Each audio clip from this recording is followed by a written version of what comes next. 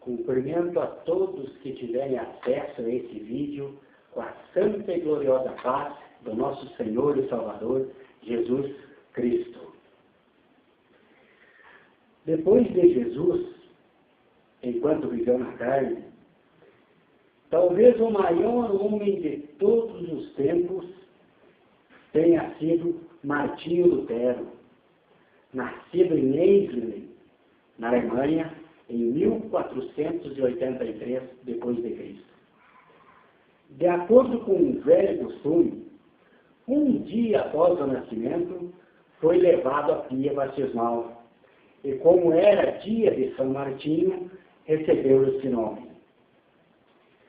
Aos 18 anos, foi para uma universidade de Erfurt, também na Alemanha, onde encontrou o que jamais vira em sua vida: uma Bíblia completa. Oh, se Deus me desse esse livro para mim mesmo, exclamou ele. Lutero tornou-se monge, esperando assim salvar sua vida pelas orações e penitências. Era um monge piedoso, posso afirmá-lo. Eu observei a regra tão severamente que posso dizer: se alguma vez um monge chegou ao céu por sua vida monástica, eu, de certo, também teria conseguido chegar, disse ele. Lutero possuía conhecimentos das línguas antigas, estudar a Bíblia em hebraico e grego, cria na Igreja Católica, mas ao fazer uma peregrinação a Roma, viu muitas coisas que não estavam em harmonia com o que ele mesmo tinha descoberto após o contato com a palavra do Senhor, a Bíblia Sagrada. Que crimes, que escândalos, que fornicações, estas bebedeiras, esta paixão desenfreada do jogo, todos esses vícios do clero, grandes escândalos, eu confesso, é preciso denunciá-los. É preciso trazer-lhes remédio. É preciso, sim, Senhor, trazer-lhes remédio. Então, em 1508, lendo a carta aos Romanos, foi iluminado de súbito, e a paz lhe inundou a alma. O justo viverá pela fé. Entendeu, por fim, que a salvação ganhava-se pela confiança em Deus, por intermédio de Jesus Cristo, e não pelos ritos, sacramentos, penitências da Igreja. A venda de indulgência deu ocasião a que Lutero rompesse com Roma. Indulgência era o perdão dos pecados mediante uma oferta material. Então, deu-se início à reforma, como popularmente é chamado Reforma Protestante. E essa reforma tinha 5 princípios básicos. A verdadeira religião está fundada sobre as Escrituras. Vejam, o primeiro princípio era de que a verdadeira religião está baseada sobre as Escrituras e de acordo com as Escrituras. Por isso, todos, e não só o clero, devia ter acesso à Bíblia. A religião deveria ser racional, inteligente. Ou seja, era o fim das indulgências, o fim do purgatório, o fim das superstições, como a crença, a adoração de imagens. E terceiro, a religião é pessoal. Todos têm acesso a Deus por meio de Jesus Cristo, nosso Senhor. Quarto, a religião é espiritual e não formal, cerimonial, material. Quinto, a igreja deve ser local ou nacional. Não deve ser subjugada a uma ordenança mundial.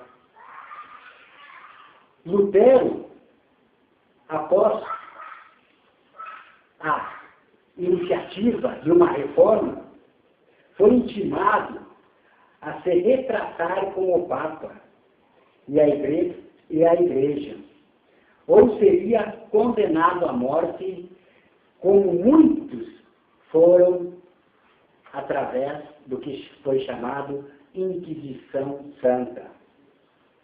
Mas por ter amigos entre príncipes alemães, impediram a sua execução. Foi escondido por 1 ano. Depois continuou o seu trabalho, falando e escrevendo. Inclusive fez a tradução da Bíblia do grego e do latim, que era usado na Igreja Católica, para o idioma alemão. Traduziu a Bíblia para o alemão, trazendo-o também do hebraico, grego, que era traduzido ao latim, e ele fez com que o povo alemão tivesse contato com a Bíblia através de sua tradução. Mas em nossos dias, estamos fazendo com que todo o esforço e sacrifício de homens como Lutero, que deram suas vidas para que pudéssemos conhecer e viver a liberdade de Cristo, tenha sido em vão. Mas então, por que está acontecendo isso em nossos dias? Porque nós, que professamos a fé e o viver em Cristo, nos tornamos 2 vezes piores do que os opressores papais dos dias de Lutero. Como bem escrito está em Mateus 23, versículo 15. Mas no que então estamos nos tornando piores do que os que decretaram a Inquisição?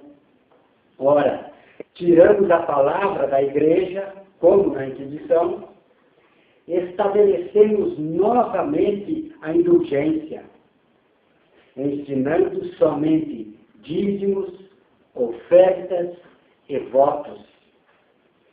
Pregamos que o Senhor nosso Deus está somente nesse ou naquele ministério. Trabalhamos somente para eventos, festas, cerimônias, shows e por cargos.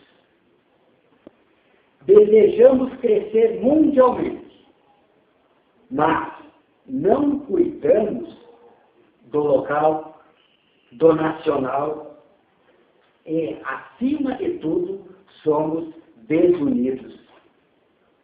Meus amados, precisamos de uma nova reforma, uma nova aliança,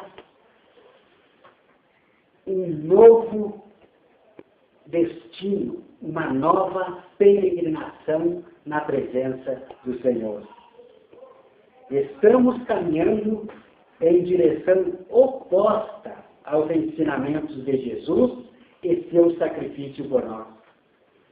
Em direção oposta aos princípios de amor que levaram pessoas como Lutero a sacrificarem suas vidas pelo Evangelho, para que nós o conhecêssemos o poder e a palavra do Senhor. Precisamos, como Lutero, colocar as Escrituras em primeiro lugar. Precisamos voltar ao princípio da igreja, trabalhando, vivendo com amor e decência sobre a palavra de Jesus. Precisamos discernir o que é do homem e o que é do espírito. Vivemos dias em que duas nascentes se apoderaram do Evangelho. Criaram religiões, dogmas, doutrinas, que são mandamentos e ensinamentos de homens e não do Senhor Jesus. Combatemos contra religiões e ministérios, contrariando a palavra que ensina, dizendo: tua luta não é contra a carne e contra o sangue. Bem profetizou Isaías no capítulo 29. E também escrito está na Epístola aos Hebreus, no capítulo 4, versículo 12. Precisamos levantar da sonolência espiritual, tomar a frente de uma nova e definitiva reforma. É preciso trazer-lhes remédio. Sim, como o nosso irmão Martinho Lutero afirmou nos primórdios, é preciso definitivamente trazer-lhes remédio. A reforma institucional evangélica, uma reforma dentro das instituições já existentes evangélicas. A RIE. Nascemos para ser e devemos ser do Senhor Jesus. Nascemos para servir e devemos servir ao Senhor Jesus. Em nome do que é? Em nome do que é? Em nome do que há de vir, do Todo-Poderoso Jesus Cristo. Meu nome é Eduardo Santos Semeador. Contatos comigo pelo telefone 62 3595 8560 ou 62 9229 9060 ou pelo e-mail eduardosantossemeador@gmail.com. Eduardo Santos Semeador, tudo junto, @gmail.com. Agradeço essa rica oportunidade de levar ao teu coração a palavra do Senhor. Amém, Senhor Jesus.